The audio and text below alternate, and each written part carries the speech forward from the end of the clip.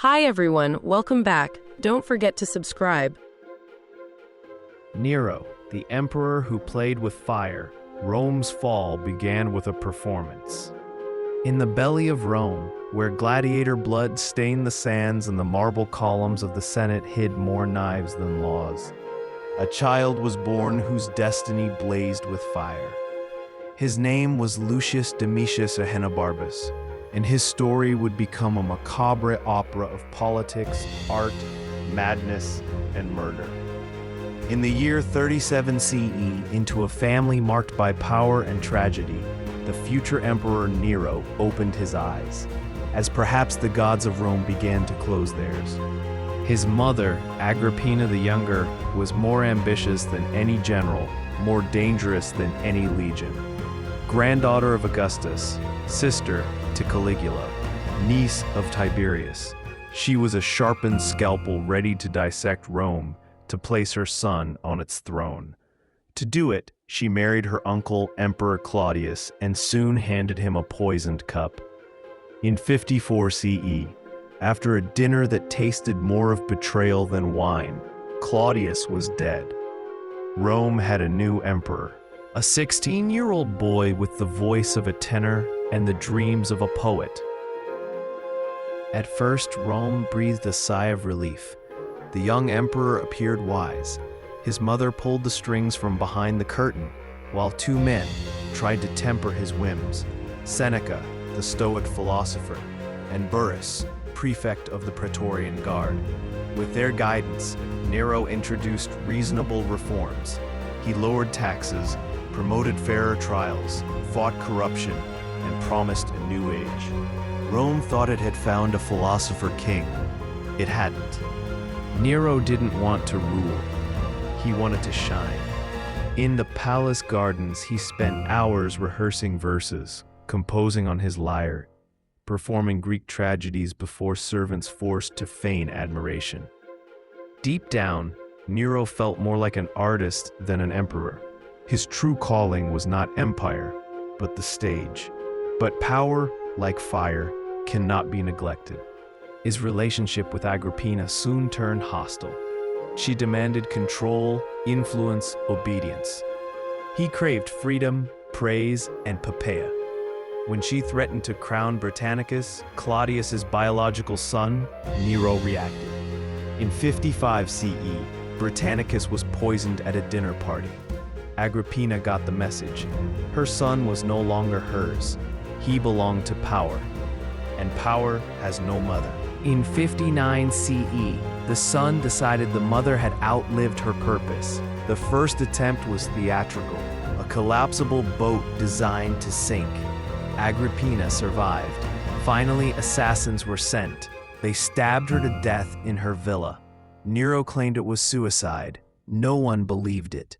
The Senate stayed silent. The people whispered, and Rome's soul was forever stained by matricide.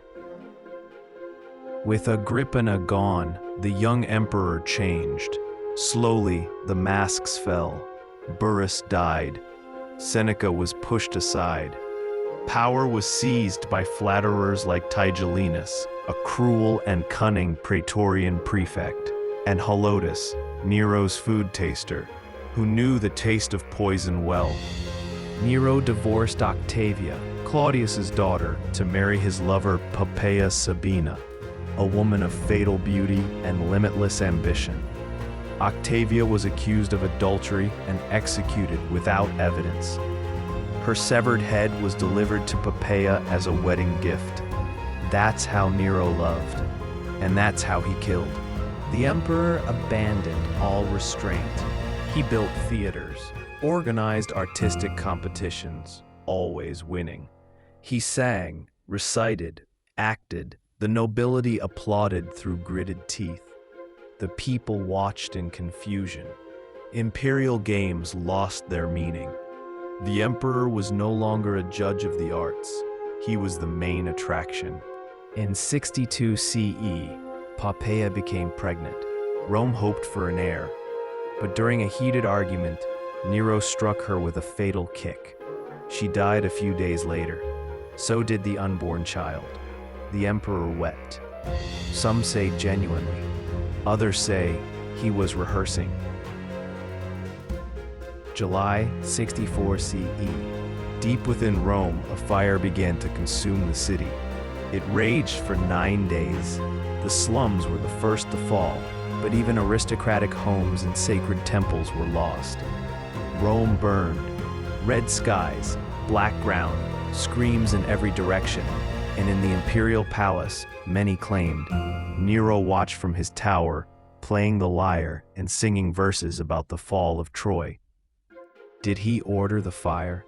It was never proven, but weeks later, he announced plans to build a colossal palace, the Domus Aurea, or Golden House, on the ruins of the destroyed districts.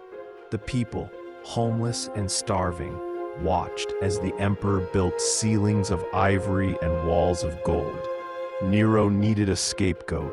He found one. The Christians, a strange sect that refused to worship the gods or the emperor, were blamed for the blaze. The persecution was monstrous. Crucified, burned alive, fed to dogs, turned into human torches to light Nero's gardens at night. The Circus Maximus became a slaughterhouse. Christian blood ran with the sand. Peter and Paul, two of their leaders, would die in that wave of violence. Rome recoiled. Terror had a face, and it wore the crown. Meanwhile, the empire was unraveling. In Judea, Germania, Britannia, and Gaul, governors were whispering revolt. Nero, now seen more as a clown than a Caesar, obsessed over Greek culture, he left Rome to tour the Greek cities, performing in festivals, entering competitions, always winning. Who would dare give the emperor second place? But his absence weakened Rome. The economy collapsed, currency was devalued, taxes became unbearable, the people starved, but the emperor kept singing. The Senate said nothing, the legions took note. In 65 CE, the Pisonian conspiracy erupted. A web of senators, knights, artists, even guards plotted Nero's assassination. It failed. The response was brutal. Hundreds executed. Seneca was forced to take his own life, bleeding to death in his bath, stoically dictating final thoughts. Nero felt betrayed by everyone, and Rome felt the same. By 68 CE, rebellion was inevitable. Galba, the governor of Hispania, rose in defiance.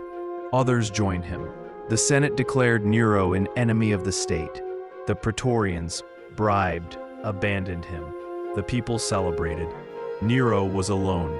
No allies, no soldiers, no empire. He fled Rome in disguise, with a few loyal servants. They hid in the villa of a freedman. At dawn, soldiers approached. Nero searched for the courage to die. He couldn't do it. He begged his aide to help him drive a dagger into his neck. He died gasping. His last words, "What an artist dies in me."